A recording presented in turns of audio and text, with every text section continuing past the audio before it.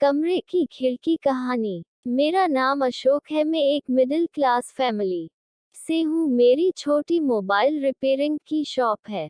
मेरे घर वालों ने मेरी शादी एक लड़की से तय कर दी। लड़की हमारे दादा के पास के गांव की थी। लड़की के माता पिता नहीं थे। उसे उसके मामा और मामी ने पाल कर बड़ा किया था। घर वालों को लड़की पसंद आ गई थी। मैंने शुरुआत में टालने की कोशिश की। मुझे इस बात से थोड़ा ऐतराज था कि लड़की गांव की है, लेकिन मेरे घर वालों की आगे मेरी नहीं चली।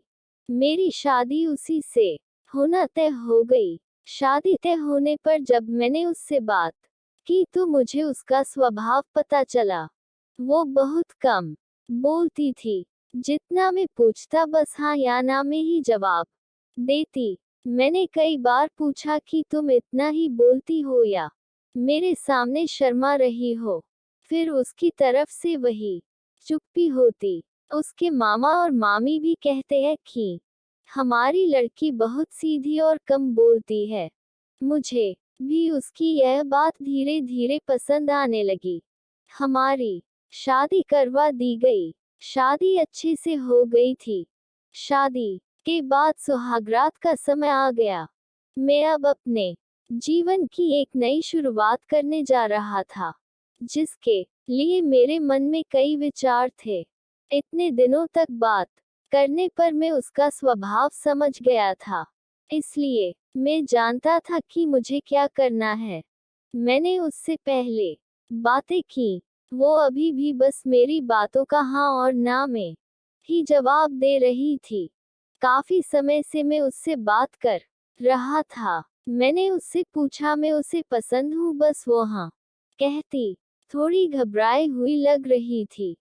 थोड़ी देर बाद उसे पसीना आने लगा। मैंने कहा क्या हुआ, तुम ठीक तो हो? वो बोली कुछ नहीं, थोड़ी घबराहट हो रही है। मैंने उसे कहा कि तुम आराम करो, बहुत थक गई होंगी।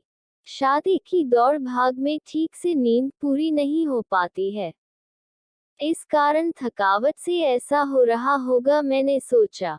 मैंने उसे यह कहकर कमरे की बत्ती बुझा दी और मैं भी बिस्तर पर लेट गया। मैंने उसका हाथ पकड़ा। वो घबराहट के मारे कांपने लगी थी और पसीना तेज हो गया था। वो उठकर बिस्तर पर बैठ गई। मैंने कमरे की बत्ती ऑन की। उसकी हालत खराब थी। मैंने पूछा क्या हुआ, कुछ दवाएं लेकर आना है? उसके इस तरह से बर्ताव करने पर मैं भी थोड़ा डर गया था। कमरे में एक खिड़की थी, जिसको खोलने पर बाहर की रोड की लाइट हमारे कमरे में आती थी। वो खिड़की के पास हवा लेने को खड़ी हो गई। वो वही खड़ी रही। मुझे कहा कि आप सो जाओ, मैं ठीक हूँ। मैं थोड़ी देर बाद सो गया। सुबह जब मैं उठा तो वो कमरे में नहीं थी। वो घर का काम कर रही थी। उसकी तबीयत अब अच्छी ही लग रही थी, इसलिए मैंने फिर रात का जिक्र नहीं किया। अगली रात फिर मैं कमरे में गया तो उसने पहले ही खिड़की को खोल रखा था। मैंने उससे पूछा अब ठीक हो? उसने सिर्फ सर हिलाकर जवाब दिया। कमरे में आते ही उसका चेहरा बदलने लगता था। एक अजीब सी घबराहट उसके चेहरे पर आ जाती थी। उससे कुछ पूछता वो कहीं और ही देखती, कुछ ही सोचती रहती। उस रात भी मैंने कहा कि तुम्हारी तबीयत ठीक नहीं लग रही है, तुम आराम करो। मैंने फिर कमरे की बत्ती बुझाए और बैग की ओर आया तो उसने खिड़की खोल ली और उसके पास खड़ी हो गई। मैंने अब उसे कुछ नहीं कहा। मैं अपने बेड पर सो गया। मुझे अब लगने लगा कि सब कुछ ठीक नहीं है, कुछ बात है जो यह छिपा रही है। रात में घबराने वाली लड़की सुबह ठीक लगती थी। सुबह उसके चेहरे पर कोई घबराहट नहीं होती। शाम को 8 बजे में खाना खा रहा था। अंधेरा हो गया था। मम्मी ने उससे कहा कि छत पर से कपड़े लाना भूल गई, तू ले आ। वो कपड़े लाने सीढ़ियों से छत पर गई, लेकिन करीब आधा घंटा हो गया था। और वो नीचे नहीं आई। मम्मी ने नीचे से आवाज भी लगाई, लेकिन वो नहीं आई। मेरे खाने के बाद मम्मी ने मुझे कहा कि जा तू देख कर आ। मैं सीढ़ियों पर गया तो वो सीढ़ियों पर ही बैठी थी और उसके चेहरे पर वही घबराहट। मैंने सीढ़ियों की लाइट ऑन की। लाइट ऑन होते ही जैसे वो नींद से जग गई हो। मैंने उससे पूछा कि तुम यहाँ क्यों बैठी हो। वो कुछ नहीं बोल पाई। उसके माथे पर रात जैसा ही पसीना था। वो वहां से चली।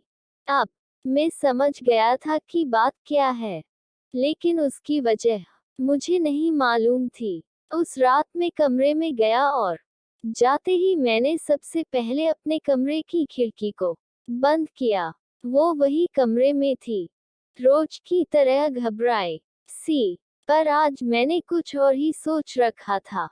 थोड़ी देर बाद मैंने कमरे की बत्ती बंद की और मैं बत्ती बंद करके उसके पास गया। मैंने जैसे ही उसे हाथ लगाया वो थोड़ा कांप रही थी, रोज की तरह पसीना छूटने लगा। अब मैंने उसका हाथ और जोर से पकड़ा, लेकिन उसका कांपना और पसीना बहना चलता रहा। तब मैंने उसे कहा कि क्या हुआ, तुम ठीक हो। वो अचानक बोली, मेरी तबीयत बिगड़ रही है। पानी। मैंने बत्ती चालू करके उसे पानी दिया। रोज रात की यही कहानी थी। अब मैंने उससे पूछ ही लिया कि मैं जानता हूँ कि कुछ बात है जो तुम मुझसे छिपा रही हो, लेकिन क्या बात है मुझे बताओ। मुझे पता है, लेकिन मैं तुम्हारे मुंह से सुनना चाहता हूँ और उसकी वजह जानना चाहता हूँ।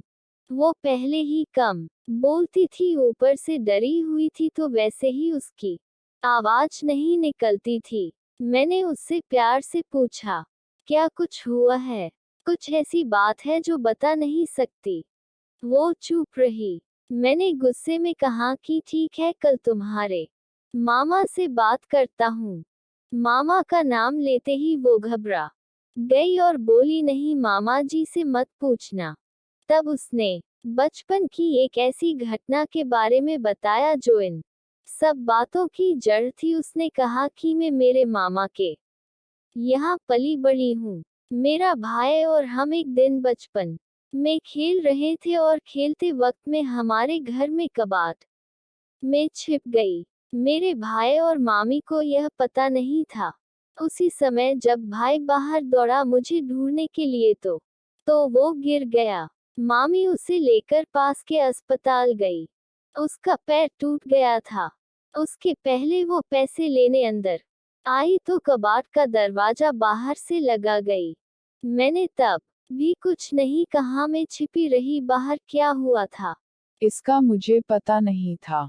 थोड़ी देर बाद जब मुझे घबराहट हुई तो मैंने बाहर आना चाहा, लेकिन दरवाजा बाहर से बंद था। मैंने बहुत कोशिश की, चिल्लाई, लेकिन घर में कोई था ही नहीं।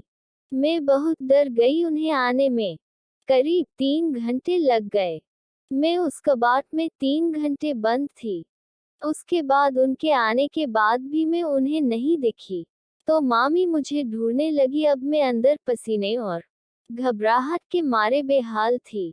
मामी को आवाज पर मैं फिर से जोर से दरवाजा बजाने लगी, तो मामी ने मुझे बाहर निकाला। मैं जब बाहर निकली तो कांप रही थी।